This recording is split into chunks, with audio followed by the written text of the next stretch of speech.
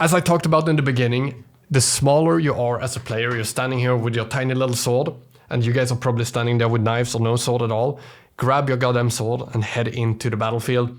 The thing is, when you become a bigger player, when you have a bigger army to move, the impact you have on the battlefield, on the market, is going to be bigger and bigger, and it's going to be harder to make and extract money. So the more money you're trading with, the harder it is going to be to actually cash out, and bigger of an effect you're going to have on the market. Imagine you have the market sitting here right now and you want to short this project. You put in a short with $1 million, you're actually going to crash the project so hard.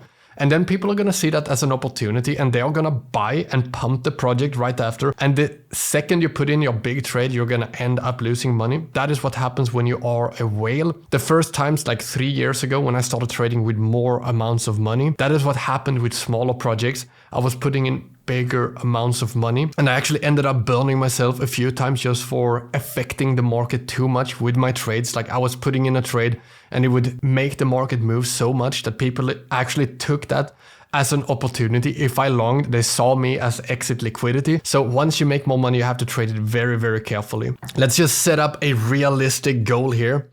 Every single week you try to make 2%, just 2%. You type in 2%, you hit calculate, you start with $5,000. First year, you're gonna be up to $14,000, and 2% is gonna sound like absolutely nothing, and it's not a lot, but compounding this interest over time is what's gonna give you all of your money. If we do it for 3 years, your 5K has turned into $100,000. If you can move it up to just 3% weekly, over 3 years, 500K, 4% weekly, 2.2 million. This is the thing here. The percentages don't need to be that big. Just a small percentage every single week. That is why you don't need to FOMO into every single project. You don't need to FOMO into every single new thing that happens, every single movement. You just wait for that perfect opportunity every single week. That is the thing here. Like, in the memberships, I post the technical analysis and I post my own personal trades. And sometimes it takes like 3 days and people are questioning, like, where are all the trades? Nothing has happened. Nothing has happened. Requested technical analysis. Nothing has happened.